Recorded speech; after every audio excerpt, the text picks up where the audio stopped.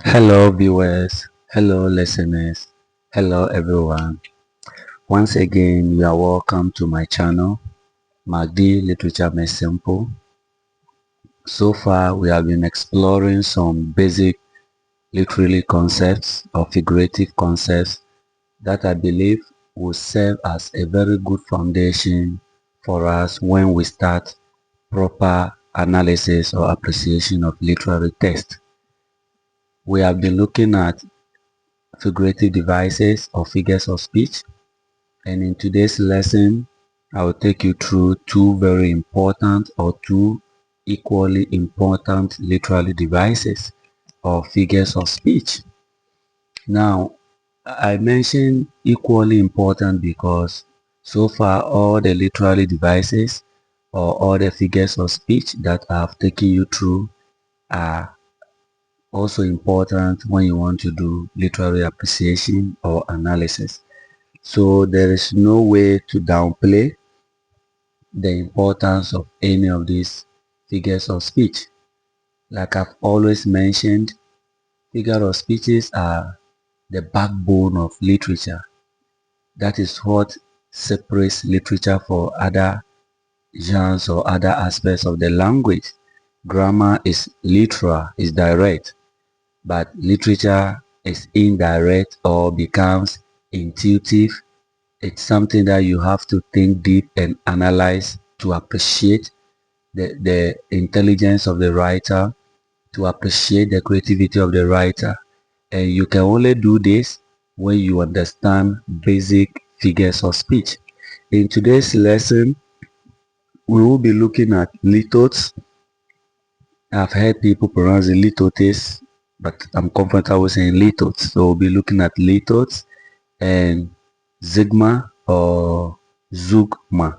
Whether you pronounce it Zigma or you pronounce it Zugma, we'll be looking at these two devices in today's lesson. In order not to waste your time, let's just delve straight into our first figure of speech for the day, which is litote. The first most important question one will ask is, what are litotes or what is a litote? Litotes are also called understatements.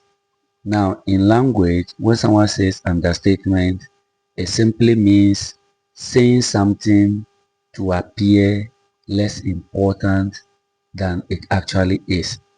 That is, being indirect about something.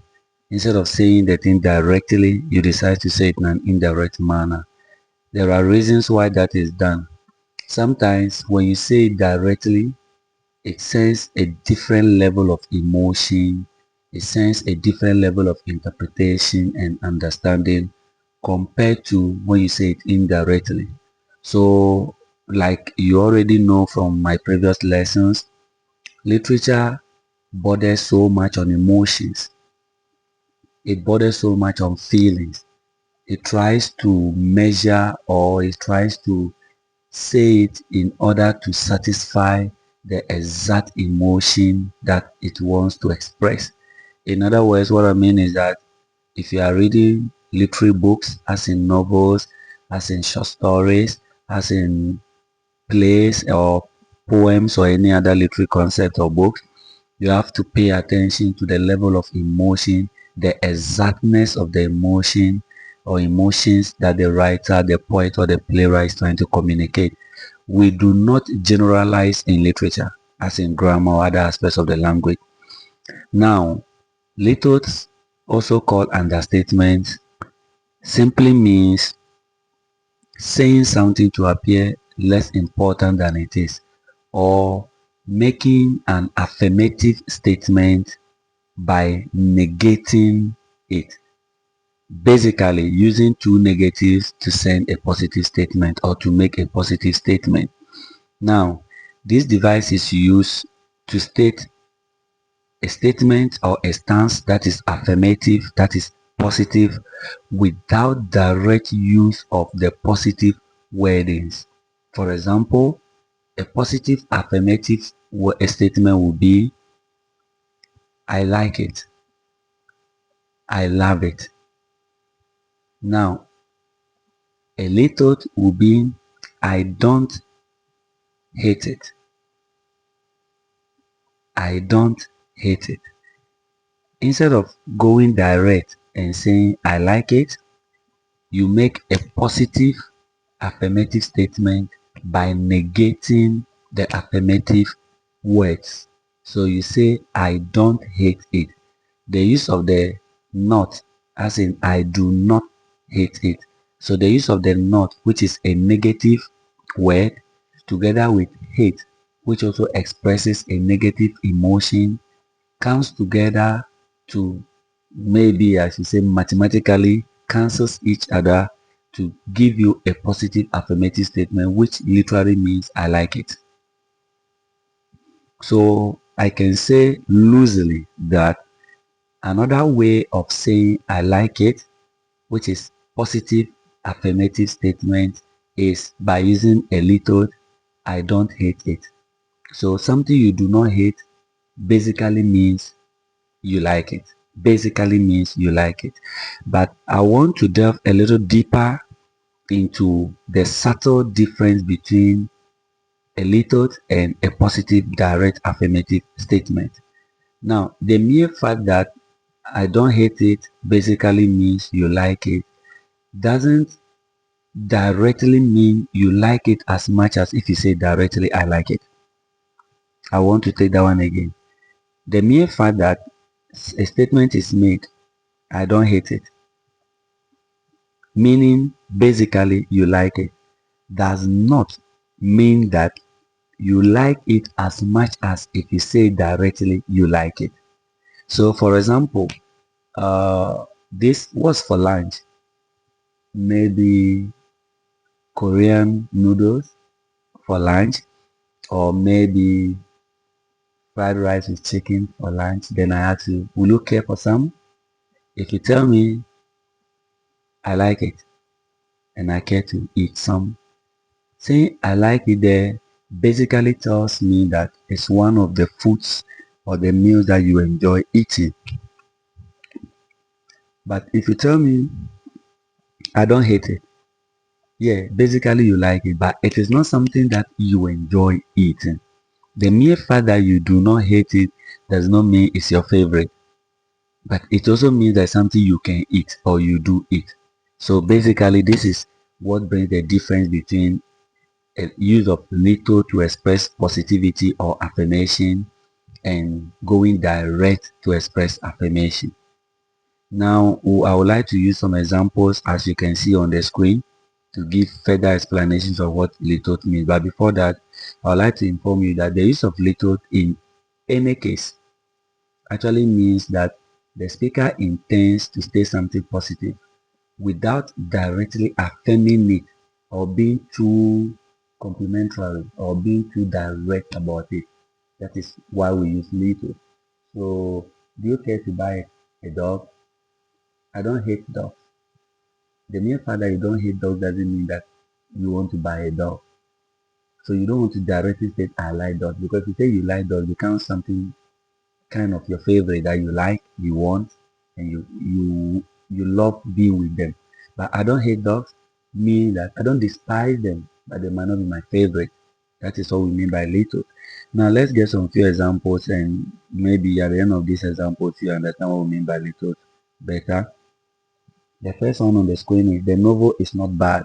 So someone gives you a novel or recommends a novel for you to read, and the person inquires from you, how was the novel, or how is the novel after you finish reading? He said, the novel is not bad, or the novel was not bad.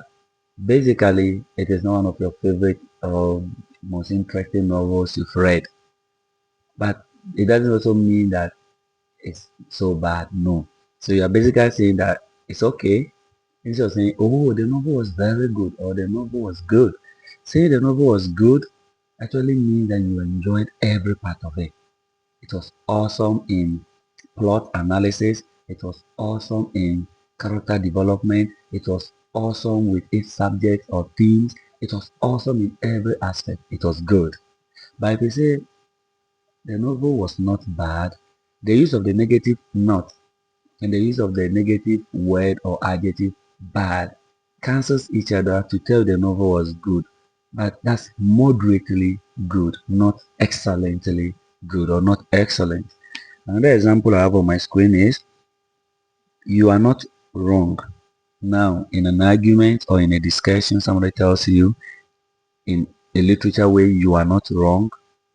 It basically means you are right, but it also basically means that you are not so right. It's not an absolute right. No, maybe let's consider you are right. It's something of that sort. Like I stated earlier, Litos basically do not talk about excellence. It does not mean that it was so good. Then I can't disagree with your logic.